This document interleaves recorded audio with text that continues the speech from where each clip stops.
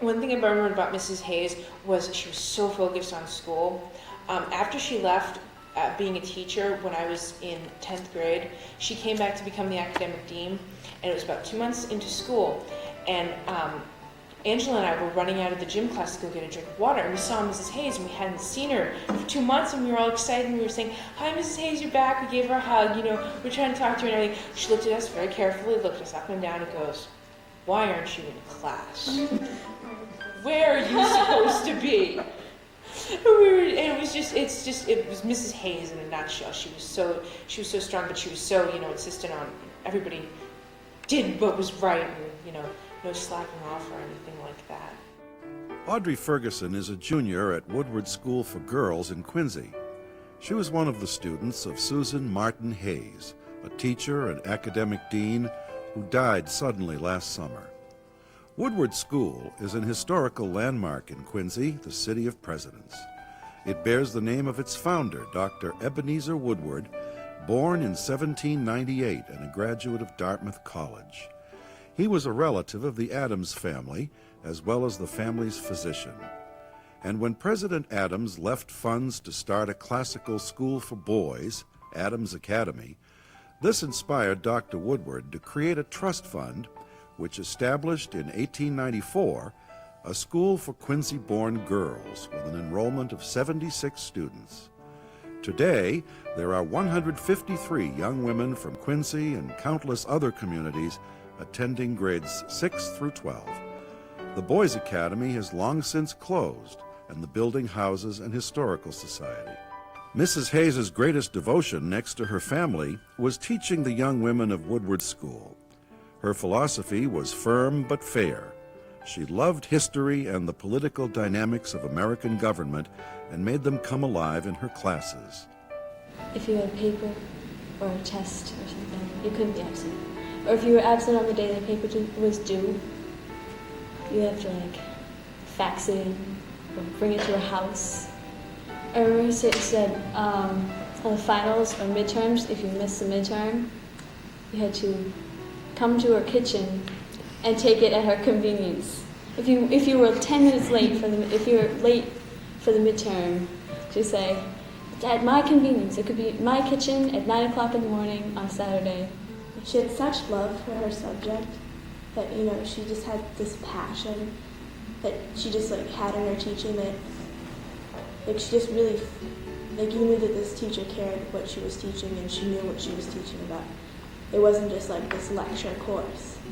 It's when we were doing American government, she would just jump up and down all the time, the mention of politics. And it was just so much fun. She was always smiling, and she just had this incredible passion for it that you had to take your work seriously because she knew you could do better. And she had this particular thing, the fringes. You couldn't have the fringes when you rip a paper from a notebook. There's these little fringy things, and you'd have to cut them off, or she wouldn't accept your paper. The thing with Mrs. Hayes about the term papers was you so couldn't do half a job. It had to be total. I remember turning in a term paper that would have been fine for anybody else. Mrs. Hayes ripped it to shreds. I was never so embarrassed in my life. I got the paper back, and on it she had written, "Audrey, what did you do? You can do so much better than this." And it was just totally, she would not let you do anything less than your best. And she would just, she would critique anybody. It doesn't matter if you were an A student or a C student. Everybody got the exact same treatment with her. We had to do summer reading. We were supposed to be reading the book All's Quiet on the Western Front. And I read it over the summer, and I read it so thorough because I knew that I was going to have Mrs. Hayes, and I was not sure what she was going to put on the test. So I went around, I don't think I ever read a book so thorough in my life. And I went into the test, and she was standing there, and as she was standing at the test, she's like, "I know you girls may not have read the book, but trust me, I will know if you read it by looking at the test." And so I'm saying to myself, "Oh, I really hope I get okay on this test because I know I read it." And I took the test, and I handed it to her, and she looked at me, and she said, "You read the book." And I was so relieved because after she looked at the test and then she told me, I was just like, "Oh my goodness," and she was just like, "I know you read because I can tell." And I was like, "Oh."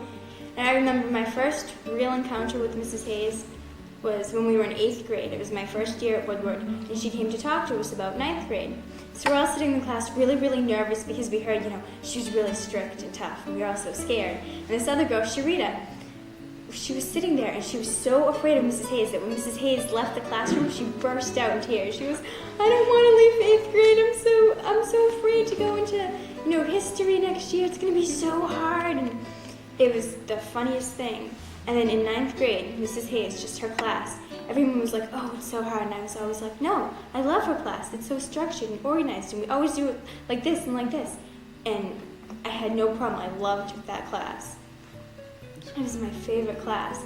She instilled the fact to us that there really are no shortcuts in life, and that everything worth having is worth working for. It's worth achieving yourself.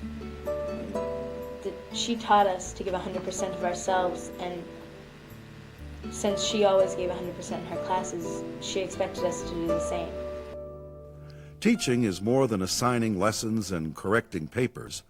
Like other Woodward teachers, Mrs. Hayes served as a mentor to students. In one-on-one sessions after school, 5 days a week, she counseled them on school problems, personal concerns, direction in their lives, even traumatic events such as the loss of a parent or a close friend. Mrs. Hayes was raised in Quincy, attended St. Mary's Parochial School, St. Gregory's High School in Dorchester, and received her Bachelor of Arts degree at Boston State College. After graduation, her teaching career began immediately in the Boston public schools and a variety of suburban schools. She taught in such remote places as Kuwait and Colorado, where her husband's work took their family. All good teachers have cluttered kitchen tables stacked with lesson assignments and papers to be corrected. Susan was no different, and in addition to raising a son and 2 daughters, she was continually learning and enrolled in study courses weekends and summers. Many of these were at the Kennedy Library, where she took advantage of its teaching programs and its history and research opportunities. Her greatest teaching joy was challenging the minds of the young women of Woodward. Her strictness and her demand for their best effort camouflaged the extraordinary compassion and love for her students that she had as a mentor and as a friend, as well as their teacher. She held the same feelings for her fellow teachers. When she came back last year, after having left as a teacher and came back as the academic dean, the whole school breathed a sigh of relief. The whole school seemed to relax. We had been very tense up until then because we all felt the need for leadership. And I remember at a faculty meeting shortly before that, one of the teachers was asked, what can we do to get the school back on track? And I'm trying to remember who it was that said, was it you? We only have to make one call. And we all knew that she meant to Sue. And we all knew that she would come back if we asked her to, because she knew that we needed her. I do remember when you asked her her title, she would say, I'm the Dean of Discipline. She seemed to relish that particular title. Because that was her strong suit. I never scheduled a test on a day that I knew a major paper was due, because the student flu would always strike and the students were absent finishing the paper. And one year I took her course on U.S. history from 1945. And I did all the papers and I took the tests. And she was always kind enough just to make comments and never put a grade on the tests. We all miss Sue quite a lot, and many of us miss going to her to get her opinion about different things that are going on. We're very happy to be part of this project of establishing a scholarship for a senior at Woodward. Sue would have been delighted to have this in her honor, and the girls are quite proud of this as well. The scholarship will be going to a senior who has an appreciation for history and who also has an appreciation for teaching. We at Woodward School will miss Sue because she was an excellent teacher. She was admired by all of her students and the faculty. And she was an excellent administrator. We miss being able to go to her for opinions about different matters that come up during the day. And in the evening, when we've had time to rehash things, we would be constantly talking on the telephone. There are times when I walk down the hall that I can still hear her incredible laugh.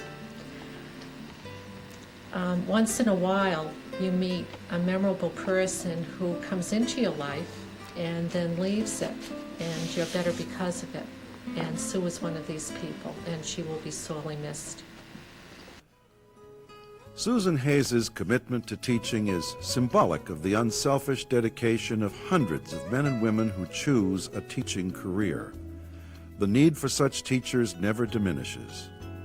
To all of you who support the Susan Martin Hayes Scholarship Fund with your encouragement and your gifts, her family is grateful and hopeful that her memory will stimulate others to follow her path and spend a portion of their lives in bringing knowledge and wisdom to others.